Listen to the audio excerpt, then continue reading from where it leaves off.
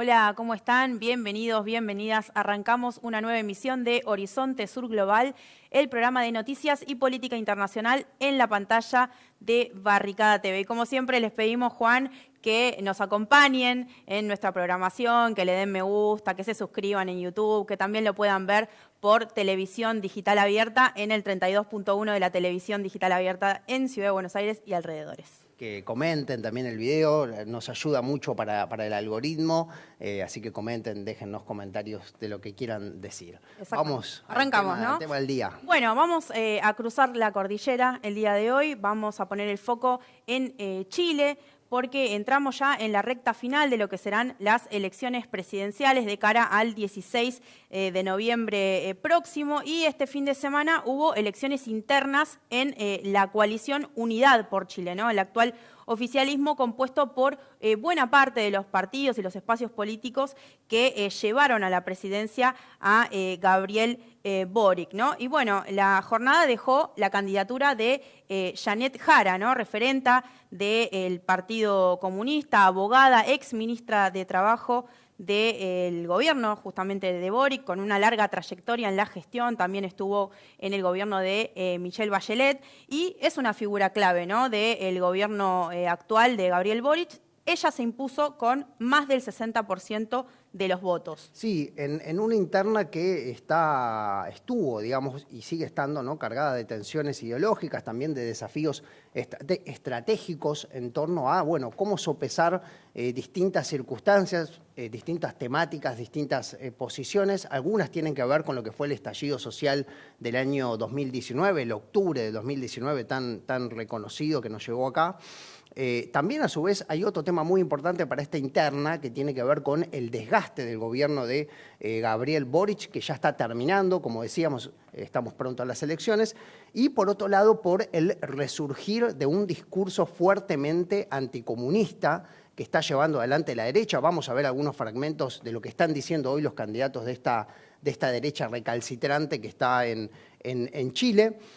Pero antes de eso queríamos remarcar un aspecto de lo que tiene que ver con la elección, con la interna electoral de esta coalición, tiene que ver con la participación electoral. Fue una participación realmente baja, la elección no es con voto obligatorio, y se presentó a votar el 9% del padrón electoral, esto es 1.400.000 personas, lo cual implica también un descenso respecto a la interna del año 2021, la interna en la cual fue elegido Gabriel Boric como candidato presidencial. En ese momento él se presentó contra Daniel Jadue, ¿sí?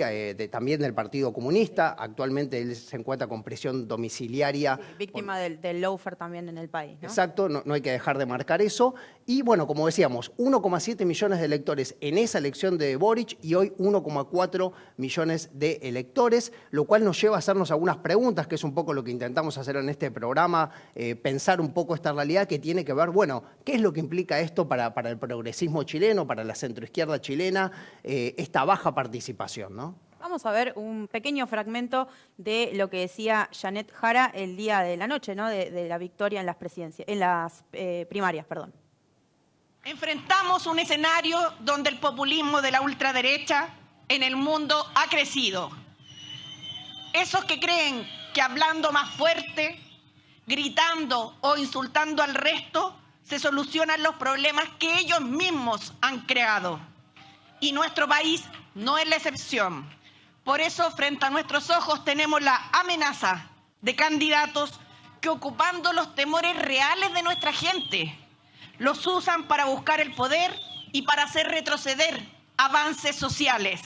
Y los llamo a no soltar nuestras manos, a tenerlas juntas para enfrentar desde la unidad política y social más amplia posible a la ultraderecha chilena y detenerla. Esa es nuestra tarea para lo que viene. Bueno, ahí veíamos a Janet Jara, bueno, haciendo un llamado también a la unidad frente a estos candidatos de derecha y de ultraderecha en Chile. Y hay que decir, mientras que justamente la izquierda y los sectores progresistas intentan reconfigurarse, ¿no?, en este escenario, la derecha chilena aparece dividida, pero bien posicionada según lo que, dan cuenta los sondeos y las encuestas en el país, ¿no? Vamos a mencionar solo 3 de los candidatos: Evelyn Matei, José Antonio Katz, Johannes Kaiser, ahí ya lo vemos en pantalla, encabezan los distintos espacios, ¿no? Que podemos decir, tienen matices, sí, hay matices, pero bueno, son candidatos de derecha y de ultraderecha en el país, que, bueno, por lo pronto no se animaron a ir a una primaria en conjunto, pero como decíamos, lideran todas las encuestas y aspiran también a crecer en el Congreso, ¿no? Pues el 16 de noviembre también se renueva la Cámara de Diputados y buena parte de los senadores. Sí. Y con ellos ahora vamos a charlar también con nuestro entrevistado sobre el tema, pero retorna nuevamente un feroz discurso antiizquierdista, anticomunista. Recordemos que, este proceso es muy caro para la historia chilena. Chile fue el primer experimento neoliberal en la región, impulsado, desarrollado por la dictadura de Augusto Pinochet, una dictadura que justamente plantó las bases, ¿no?, de un modelo oligárquico, de exclusión social y de concentración de la riqueza en pocas manos, que se vio reflejado en la Constitución de 1980, que todavía vigente a pesar de todos los debates, ¿no?, que hubo alrededor de esa Constitución. Sí, exacto. Es un poco contra ese modelo que se viene manifestando la sociedad chilena, una manifestación que tomó su clímax en el año 2019, como decíamos, durante el estallido social, y que ese proceso se termina de alguna manera saldando, termina generando una propuesta de reforma constitucional, propuesta que no logró concretarse. Hubo 2 textos constitucionales, uno del año 2022 y otro del año 2023, que no lograron ser aprobados por la población, con lo cual Chile hoy continúa, como vos decías, Lu, con esa constitución pinochetista, ¿sí? Entonces, las preguntas un poco que nos hacíamos para este programa es, ¿dónde quedaron esas demandas de la sociedad chilena, del estallido social del año 2019? Un poco cuánto de este corrimiento que estamos viendo hoy en la política chilena hacia la derecha no tiene que ver, mejor dicho, con no haber asumido justamente esas demandas que el pueblo estuvo sosteniendo en las calles durante tantísimo tiempo en ese año 2019, ¿no? Sí, y hay una de las cosas que fueron remarcando algunos analistas, compañeros, compañeras, también militantes chilenos, chilenas, que señalan que Janet Jara de alguna manera evitó durante estos últimos días de candidatura justamente los símbolos de su filiación política, ¿no?, del Partido Comunista, que no entra en disputas tan en la interna con sus competidores en las primarias y que, en definitiva, con cierta discreción toma distancia de los núcleos más duros de su propia fuerza política, ¿no? Sí, un poco esta candidatura de Jara, ella integrante del Partido Comunista, que se impone entonces en las internas de esta alianza, genera preguntas hacia el futuro, también genera esas preguntas lo que deja el gobierno de Gabriel Boric, que ya está llegando a su final. Y también, un poco lo que señalabas, ¿no? Abandonar las banderas con las que Boric llega a la presidencia, ¿no? Muchísimas deudas que deja este gobierno. También en el haber tiene sus puntos, ¿no? Hay que recalcarlo, hay que decirlo también. Vamos a preguntarle esto a nuestro entrevistado, pero también hay muchas deudas de esa llegada a la moneda que logró Boric. Sí, y antes de pasar directamente ya a nuestra entrevista, un último punto que nos parece interesante, ¿no?, poner sobre la mesa en el debate, y que tratamos no solo de traer a lo largo de los programas de Horizonte Sur Global, sino en general, ¿no?, a la pantalla de Barricada TV, y que además creemos que está asociado un poco al crecimiento de estos modelos de derecha. Preguntarnos si sirve de alguna manera esa estrategia de amplitud hacia la izquierda, hacia los sectores de progresismo, o si te terminan diluyendo en ese discurso la diferencia frente a un adversario que no para de crecer, ¿no? Que remarca, ¿no? También remarca. Que remarca su discurso de ultraderecha, de derecha, porque lo que vemos, ¿no? Mientras la izquierda modera su discurso de alguna manera, la derecha marca la cancha, impone su agenda pública con, discursos que ustedes seguro vieron, que vemos acá en Argentina, que van a ver en los candidatos también en Chile, que no reniegan de ninguna manera de su historia y de su proyecto político, ¿no? Bueno, para hablar un poco sobre todo esto que queda planteado sobre la mesa, es que tenemos la gentileza, tiene la gentileza de atendernos Cristian Cuevas Zambrano, él es referente del sindicalismo chileno, dirigente del Partido Popular. Cristian, primero que nada, te agradecemos mucho por estar en comunicación con nosotros. Hola, hola a todas y todos acá desde Chile, ¿cierto? Para conversar este tema que está cursando en nuestro país estas horas y estos meses también, hasta noviembre, que vamos a estar en proceso electoral presidencial y parlamentario. Bueno, empiezo entonces por preguntarte qué lectura haces de esta victoria de Janet Jara, de esta interna, cómo se termina definiendo y dirimiendo, cómo la ves.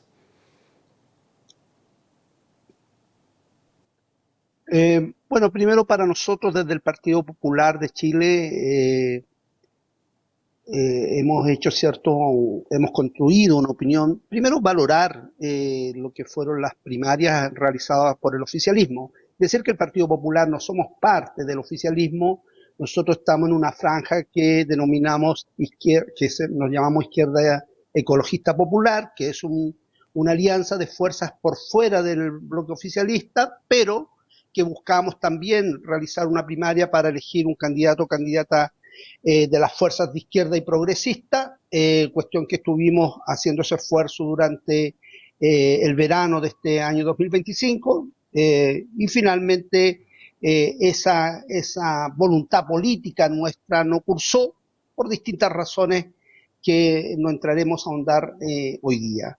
Pero en ese sentido valoramos el proceso que el oficialismo hizo. También saludamos esa misma noche la victoria de Janet Jara y del Partido Comunista, enviándole un mensaje, ¿cierto?, tanto a Lautaro Carmona como presidente del Partido Comunista de Chile y a Janet. Ahora bien, que también tenemos una opinión en relación que no es que la convocatoria a esta primaria fue insuficiente. Ya ustedes entregaban los datos que participaron alrededor de 1.400.000 electores de todas las fuerzas políticas de centro izquierda que participaron de ese proceso. Es decir, 300 electores menos del proceso de primarias del año 2021, donde estuvo, ¿cierto?, Daniel Jadwe con Gabriel Boric, donde solamente participaron el Frente Amplio y el Partido Comunista. Entonces, nuestra lectura es que todos contra la derecha no es suficiente para, ¿cierto?, tener una victoria en noviembre. Entonces se requiere que las fuerzas, los movimientos sociales que estamos por fuera del oficialismo, seamos parte, ¿cierto?, de este proceso que permita efectivamente ampliar el rango de adhesión a la candidatura de Janet Jara, y que requiere, ¿cierto?, en este sentido de esa voluntad popular que convoque a esos ciudadanos y ciudadanas que hoy día no se sienten representados. Porque efectivamente el gobierno... Cristian. Mira, primero nosotros apostamos que no puede ser un proyecto de continuidad del actual gobierno, porque este actual gobierno lo que hace es renunciar al proyecto de transformación. Y lo hace a partir, ¿cierto?, de la propia crítica que hemos hecho. No tan solo yo, bueno, ustedes saben bien, yo soy un líder sindical del mundo del subcontrato, del cobre, donde hemos hecho una opinión crítica al tema incluso de la agenda del actual gobierno, en relación de que resignificó ciertas cuestiones del propio modelo, en el sentido del TPP-11, que este gobierno se había comprometido, ¿cierto?, a no adherir, como es también el sostener el propio modelo de seguridad social que era impugnado por las mayorías sociales, es decir, el sistema de AFP, que lo fortalece a partir de una reforma que desde el punto de vista nuestro es deficitaria, como también, ¿cierto?, el mantener la situación de militarización del Gualmapuché, que es el territorio mapuche, ¿cierto?, que hoy día sigue con un extenso estado de emergencia. Entonces, los compromisos de transformación y cambio que el gobierno de Gabriel Boric hizo esa apuesta en el marco de las elecciones del 2021, no se cumplieron, y eso hace que finalmente amplios sectores sociales y populares no adhieran a este gobierno y por tanto disminuye también la participación de sectores populares en estas primarias. Y la falta de diálogo con sectores que representamos, movimientos sociales, movimientos de trabajadores, que obviamente hicimos una apuesta en segunda vuelta votando por Gabriel, a quien conocimos, ¿cierto?, a partir de las propias luchas estudiantiles como del mundo del trabajo y confluimos, incluso fuimos parte constituyente en su tiempo del Frente Amplio. Entonces, creo y creemos nosotros que hay que bregar por esa amplia unidad, porque aquí no es posible y en ese sentido se requiere también de decisión y coraje. Entonces nosotros apostamos a un nuevo pacto político y social de carácter transformador, ecologista y patriótico.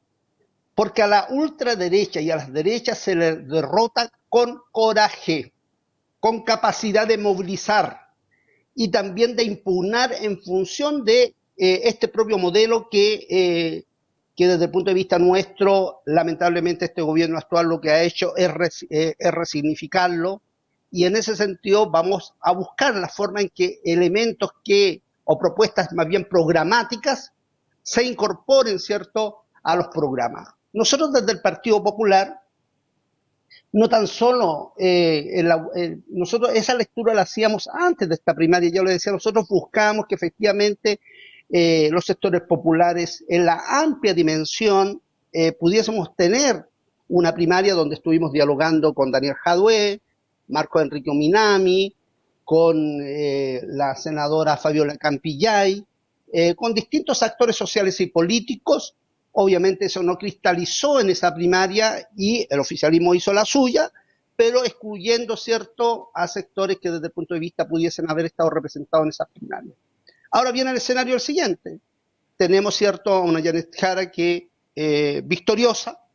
Creemos que ese escenario ha ido modificando la cuestión en nuestro país estas horas, estos días, y requiere una profunda reflexión en este sentido de las fuerzas de izquierda que permita dialogar y poder definir, en este caso el Partido Popular, hicimos nuestro Consejo Nacional ampliado el martes pasado, donde hicimos una primera evaluación, tanto de la candidatura de Janet Jara en su victoria, como también, ¿cierto?, observando la candidatura de Marco Enrique Ominami. Nosotros esperamos resolver como Partido Popular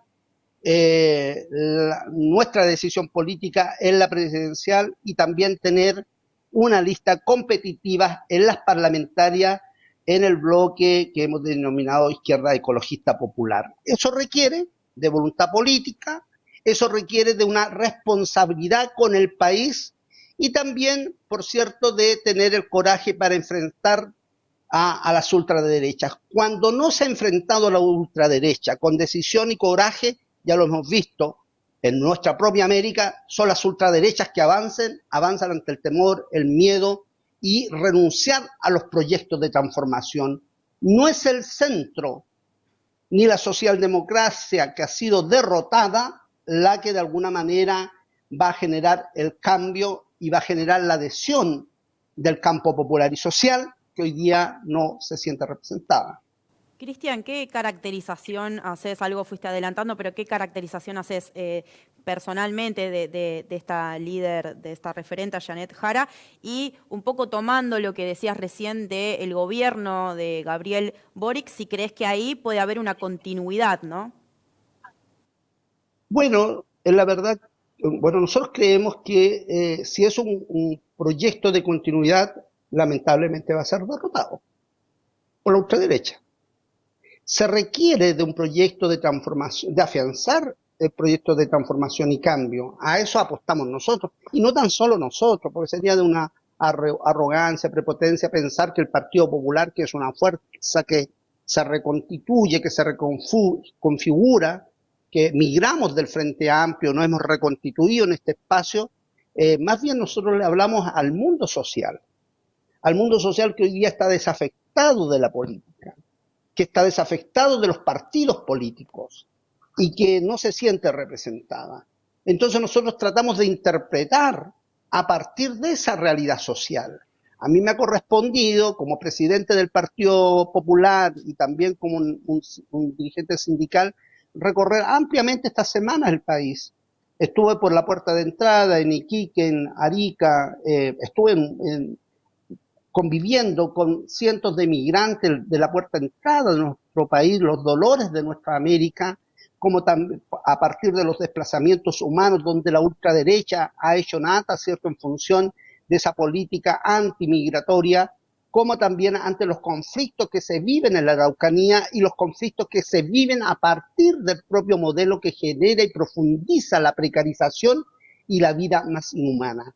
Eso requiere de liderazgo que escuchen, que caminen y que recogen ese sentido a partir, ¿cierto?, de las necesidades de cambio.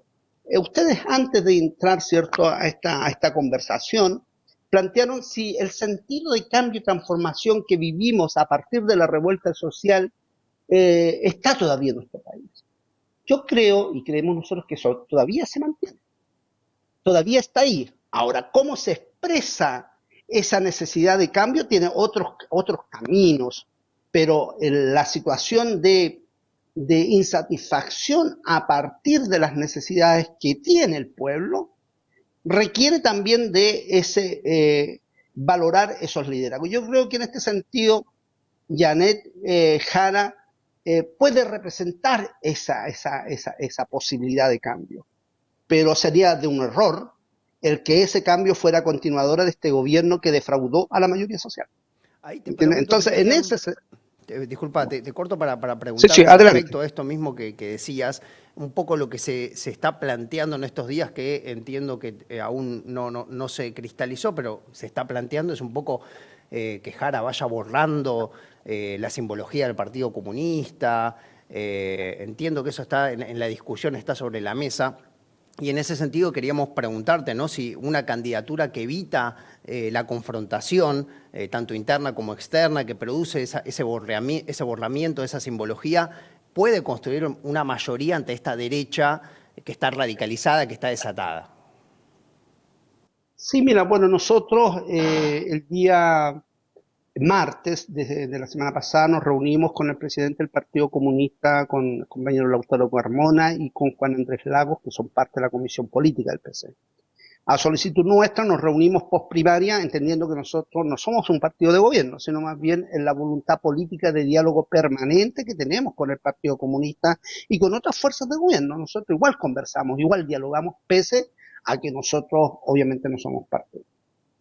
Ahora bien, yo no sé si en política es saludable el renunciar a tus convicciones. No sé o sea, yo creo que no hace bien finalmente cuando tú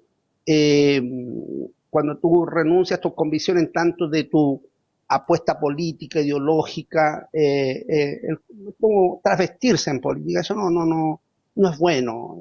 Pero también entiendo, en conversación con el Partido Comunista, la eventualidad de esa suspensión de militancia de Janet Jara no es una renuncia a las convicciones, sino más bien en la libertad que ella tenga para desplegarse con su candidatura y que permita efectivamente priorizar la tarea de su candidatura presidencial y no las responsabilidades militantes. Desde ese lugar por lo menos es lo que se ha conversado. Ahora esa es una decisión que el Partido Comunista con su candidata, ¿cierto?, resolverán al parecer en los próximos días. Este domingo fuimos invitados, ¿cierto?, al acto aniversario del 113 aniversario del Partido Comunista, donde seguramente harán pública esta decisión. Ahora, siempre se ha entendido, por lo menos lo que nosotros observamos, es a partir de esa libertad y también para que el Partido Comunista tenga también su propia autonomía en función de su política y que no esté torpedeada, ¿cierto?, por la cuestión presidencial, es decir, con su mirada en relación a la política internacional, Venezuela, Cuba, o también, ¿cierto?, a esta lucha geopolítica que se da en el campo internacional, donde efectivamente los sectores socialdemócratas o de centro tienen una opinión obviamente no necesariamente de acuerdo con nuestra mirada. Yo hablo nuestra desde una perspectiva de izquierda transformadora, latinoamericanista, de mirar nuestra región y privilegiar el sur-sur, y no, ¿cierto?, las miradas de Europa o de Estados Unidos. Y en eso esa lucha, esa contradicción en la política está presente en sectores que obviamente apuestan desde otro lugar y esta libertad o esta decisión eventual de que Janet suspenda su militancia más bien tiene que ver, por lo conversado, con el ejercicio de entregarse de lleno al proceso de su candidatura presidencial, y así el Partido Comunista también está en sus tareas y de responsabilidad en función del partido y sus militantes. Por lo menos así uno lo lee. Ahora bien, lo que no puede ocurrir en política es que tú renuncies a tus convicciones, porque también el ciudadano, la ciudadana, también quiere ver coherencia en los liderazgos entre lo que se dice y lo que se hace en función de eso, porque eso también hoy día está cuestionado, porque también los liderazgos van renunciando a sus convicciones para acomodarse a la política, y una política que no necesariamente va de la mano con un proyecto de transformación. Entonces yo creo esos cuidados se tendrán, por lo menos lo que yo he visto en un primer intercambio, más bien en una primera observación con el Partido Comunista lo hemos conversado, como también cierto esperamos nosotros como Partido Popular reunirnos con la candidata la próxima semana para conversar estos elementos que desde el punto de vista deberían estar incorporados, sobre todo en la cuestión programática que tiene que ver con los derechos sociales, que son cuestiones prioritarias, donde el mundo social y popular hoy día siente que hay un abandono por parte del Estado y por parte de la política. Cristian, te invitamos a ver un pequeño fragmento de un video de los candidatos de derecha, Evelyn Matei, Johannes Kaiser, hablando sobre el golpe de Pinochet, y volvemos a charlar con vos. El 11 de septiembre del 2019 usted apoyó, salió publicado un inserto en favor del golpe de Estado del 11 de septiembre del 73. El pronunciamiento militar, sí. El golpe de Estado, otros dirán pronunciamiento militar. O sea, usted lo sigue apoyando. Sin duda. Si se dieran las mismas circunstancias, ¿usted apoyaría un nuevo golpe? Sin duda. Absolutamente. ¿Con todas las consecuencias? Con todas las consecuencias. ¿Con los muertos que...? Con todas las consecuencias. Mi posición es que no había otra. Que nos íbamos derechito a Cuba. Probablemente a principio, 73, 74, era bien inevitable que hubiese muertos. Era bien inevitable. Estoy diciendo, porque estábamos en una guerra civil. Bueno, por lo menos polémica, ¿no? Las declaraciones de estos dos candidatos, incluso poniendo un matiz, bueno, no le digamos golpe de Estado, digámosle pronunciamiento militar, ¿no? Dice Johannes Kaiser. Bueno, te queremos preguntar, Cristian, ¿quiénes son estos dos candidatos? Si nos ayudás a caracterizarlos, a qué sectores también representan dentro de este matiz de la derecha y la ultraderecha, si es que le existe, digamos, en este caso, y qué implicancias podría tener la victoria de alguno de estos candidatos en Chile, también teniendo en cuenta esta mirada regional que recién ponías sobre la mesa, ¿no? Mira, primero que es de alto riesgo que uno de estos dos candidatos, hasta los tres candidatos de la derecha o ultraderecha, puedan ganar. Porque, bueno, ustedes saben, y si no lo saben, Evelyn Matei es hija de uno de los generales de la Junta Militar después del año 78, Fernando Matei, que estuvo en ese mando hasta el año 90, cuando comienza, ¿cierto?, la transición a la democracia. Ella trata de representar a los sectores como de centro derecha, pero ella fue ministra del gobierno de Piñera y ha estado también en muchas controversias, entre eso los espionajes telefónicos en los años 90. Asimismo, es una mujer que la tratan de presentar como una mujer de una derecha renovada, pero quienes conocemos a Evelyn Matei sabemos que es una mujer fascista, de ultraderecha, y que no tiene contemplación en función de las políticas tanto que beneficien a los sectores populares.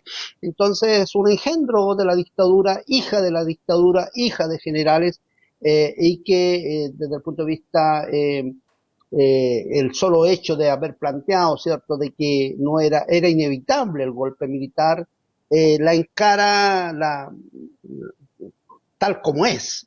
Es la derecha que nunca se ha arrepentido del genocidio que nunca que de alguna manera repetiría las atrocidades vividas y que solamente simulan a partir de una performance supuestamente democrática en que ellos de alguna manera son respetuosos de los derechos humanos.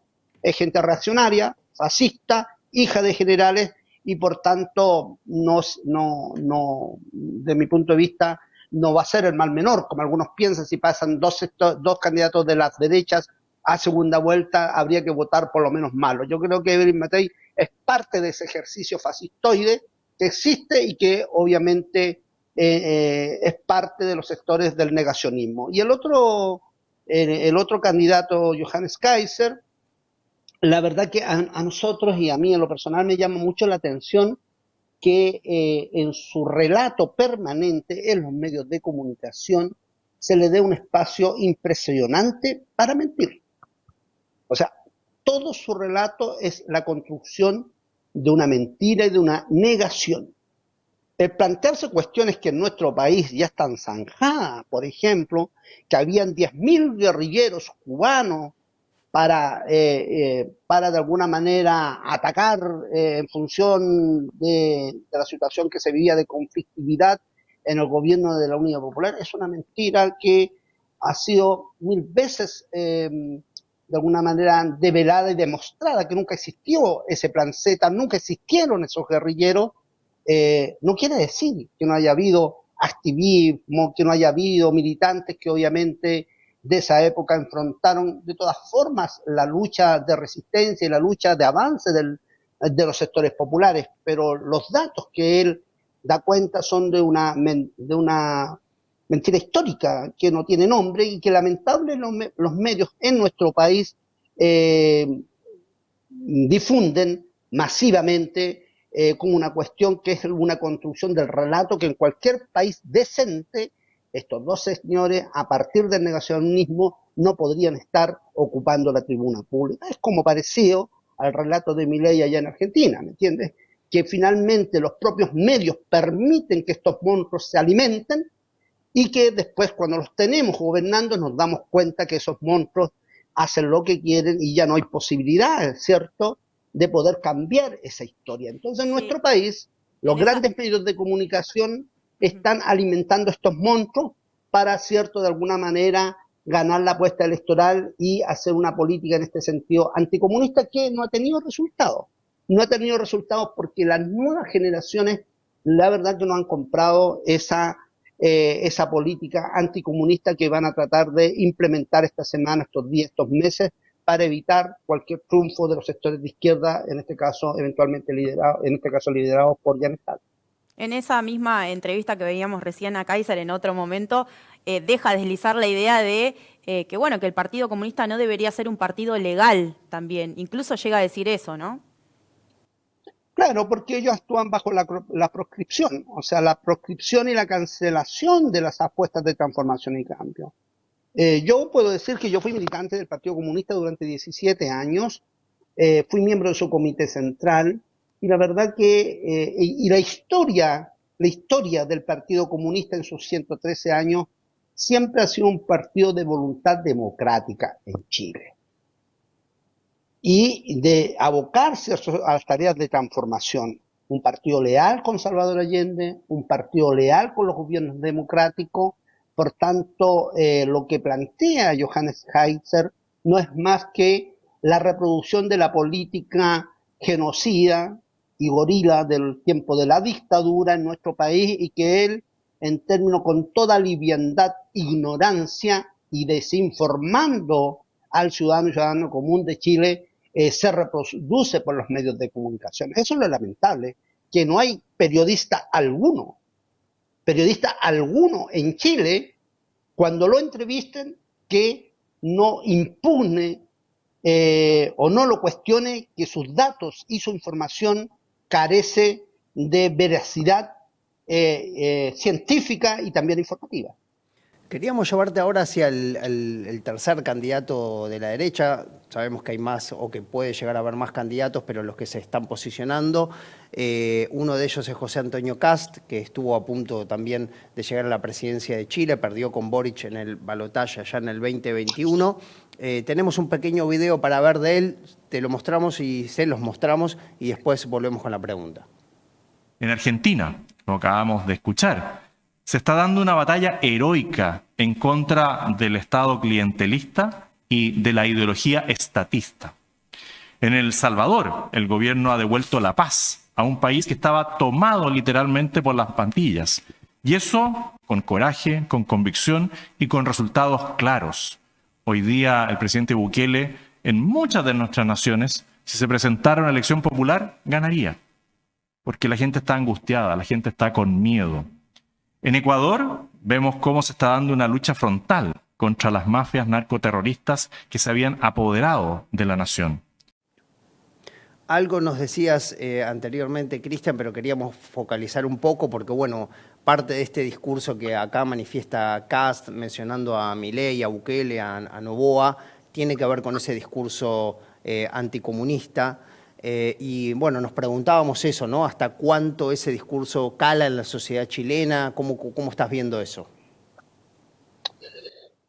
Bueno, yo creo que la sociedad chilena estamos viviendo, después de la revuelta social, del intento de cambio que se hizo con el primer proceso constituyente, un proceso de involución, de retroceso. Y ese retroceso también tiene una profunda despolitización de los sectores populares que hoy día han sido colonizados por el neoliberalismo. O sea, el pensar, mira, yo estoy acá en una sede sindical de los trabajadores contratistas del cobre, acá en los Andes.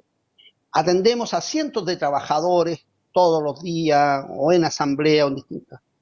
Pero hay una situación de desafección de los sectores del mundo del trabajo, del mundo social, de la política, y ahí la derecha, ante el miedo, ante la situación de orfandad, ha logrado penetrar nuestros sectores. Entonces, en ese sentido, nosotros necesitamos efectivamente de una izquierda que tenga mucho más coraje, y el discurso de Kast, puedo decirte que llega a estos sectores populares. Llega a sectores populares como, por ejemplo, en la zona del Carbón, donde yo soy originario, en Lota, en Coronel, donde era la zona roja años atrás, hoy día lamentablemente colonizado por la ultraderecha a partir de la mentira y el miedo. Y este señor Kast, cierto que es hijo, nieto de abuelo nazi, que emigraron en esa época de posguerra, en el siglo XX, acá a nuestro país, donde su familia es parte de la familia de personas vinculadas a actos de violación a los derechos humanos en campesinos de la zona de Paine, en Santiago de Chile. O sea, eso es Kaiser, eso es la familia, una familia, ¿cierto?, oligárquica, patronal, violadora de los derechos humanos, y que en este sentido, en esta semana, él trata de hacer un ejercicio de no entrar en la pelea, sino mantenerse en un rol como de observador, de estadista, no entrar en la pelea chica, sino que finalmente hacer su camino para llegar a la moneda. Lo está haciendo bien porque obviamente ha estado erosionando la base de votación de la propia Evelyn Matei, consolidándose en su campaña y llegando a sectores populares que obviamente antes votaban a la izquierda, y por eso la gran responsabilidad de este gobierno de Boric, porque finalmente no logró interpretar ese deseo cambio, y en una sociedad despolitizada, finalmente los vaivenes en este sentido del propio pueblo tiene que ver dónde ellos sienten que eventualmente pudiesen ser resueltas sus propias necesidades materiales. Y ahí creo que hubo tibieza, y entendiendo que el centro político está desfondado, por tanto, dos miradas de país se van a confrontar en las elecciones del 2025, noviembre del 2025. Y Kast hoy día se ve como un candidato consolidado, erosionando la base de apoyo de Evelyn Matei y mostrándose como un hombre dialogante, pero que en el fondo sigue siendo el más reaccionario de todos, porque su itinerario es parte de esa política de desmantelamiento del Estado, de desmantelamiento de las políticas sociales y también mirando como un principal aliado a Estados Unidos e Israel. Entonces, en ese sentido también uno tiene que mirar las cosas desde esa perspectiva, también de la lucha política, de las tensiones geopolíticas que se viven en el mundo y también la relación en este sentido con nuestro vecindario, que es nuestra América. Y ahí la derecha, obviamente, su mirada es una mirada, ¿cierto?, desde las derechas y apostando a políticas como la de Bukele, de Noboa y de los sectarios más rancios, a Milei, ¿cierto?, como un ejemplo de estadista en función de los intereses de estos sectores oligárquicos que habitan nuestra América. Vos recién mencionabas, porque Katz menciona justamente en este fragmento a Milei, a Bukele, a Noboa. Te quiero preguntar, aprovechando este espacio, y porque también creo que tiene que ver con una reflexión que se puede hacer a lo largo, ¿no?, de nuestro continente sobre las gestiones progresistas. ¿Cómo viste este último tiempo estos gobiernos que tuvieron más debes que haberes, ¿no?, en su gestión? Bueno, yo creo que una de las cuestiones que está al debe de los sectores progresistas es que finalmente quedan en las lógicas del propio modelo, en las políticas monetaristas. Y eso nos pasa la cuenta. Por eso también los sectores populares de alguna manera van abandonando al progresismo, a la izquierda, a la hora de no resolver sus necesidades por impulsar políticas neoliberales o monetaristas en función de resolver la situación de caja o la situación de las políticas sociales. Entonces, si nosotros no profundizamos las transformaciones, si no buscamos esa voluntad popular de cambio, si no tenemos el coraje de poder, ¿cierto?, hablarle a ese pueblo que hoy día está desafectado de la política, que no nos cree y que no es fácil convencer. Ya lo decíamos, en una primaria que hoy día tuvo 300.000 votos menos que la primaria en donde la del 2021. Hoy día con todos los sectores políticos del oficialismo, desde la Democracia Cristiana hasta el Partido Comunista. Entonces hay un problema. Y ese problema tiene que ver con no resolver las problemáticas sociales que afectan a miles y millones de ciudadanos y ciudadanas.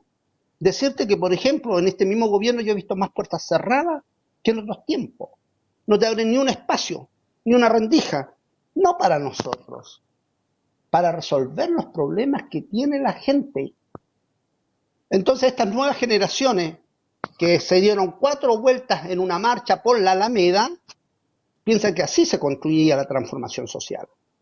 No tuvieron la capacidad ni el coraje de conducir el país y fue la propia desconcertación la que fue el salvataje de la gobernanza, impregnaron su modelo y le dieron continuidad al modelo. Entonces, eso es lo que finalmente cuestionan cuando nosotros hablamos cómo ser coherente con un proyecto, cómo somos coherentes en política y cómo efectivamente en política se negocia. Efectivamente nunca vas a alcanzar quizás todo lo que estás demandando, pero tiene que haber una acción que efectivamente el pueblo se comprometa. Este gobierno de alguna manera no tiene pueblo, no convoca al pueblo, no es capaz de movilizar al pueblo. Lo que moviliza son los funcionarios que trabajan para el Estado, 3.000, 4.000 personas, en el caso cuando hay alguna concentración. Pero el pueblo no está, pues. El pueblo no está nunca hecho. Es decir, toda esa urgencia, esa capacidad de movilización que hubo el 2019, 20, 21, que movilizó a millones en Chile, se fueron para la casa. Absolutamente para la casa. Hoy este gobierno no tiene capacidad de movilización. De ningún tipo. Entonces, cuando tú abandonas esa relación, entonces es un gobierno sin pueblo. Es un gobierno que renunció a sus convicciones. Es un gobierno que, de alguna manera, lo que hace es renunciar al proyecto de transformación y no cumplió con su programa. Entonces, esa voluntad de cambio que está ahí en el pueblo es la que yo creo que Janet tiene que empujar, tiene que tiene que llevar a cabo con las complejidades que tiene, porque también es una alianza, seguramente va a ser una alianza mucho más amplia y que por tanto las políticas que antes se planteaban todos contra la derecha, hoy ya no va a funcionar así, pues. No funciona así esa lógica. Muchas gracias por tu tiempo con Barricada TV. Gracias a ustedes. Chao, chao. Bueno, un gusto haber hablado con Cristian. Nos deja varias claves, ¿no? Ahí algo que decía y que nuestros compañeros ahí en la dirección mencionaban también en el GRAF, esto de ver, ¿no?, el tema de la continuidad con la gestión de Gabriel Boric, y él decía, será derrotada por la ultraderecha si hace esto, ¿no?, como un llamado de alerta muy grande a escuchar nuevamente esas demandas populares que lo llevaron también al gobierno. Esto último que mencionaba, no moviliza al pueblo, un gobierno que llegó con muchas ciudades del país explotadas de gente, ¿no? El estallido, recordemos lo que fue. Recién incluso veíamos ahí imágenes muy, muy fuertes, una movilización gigante que duró meses, ¿no?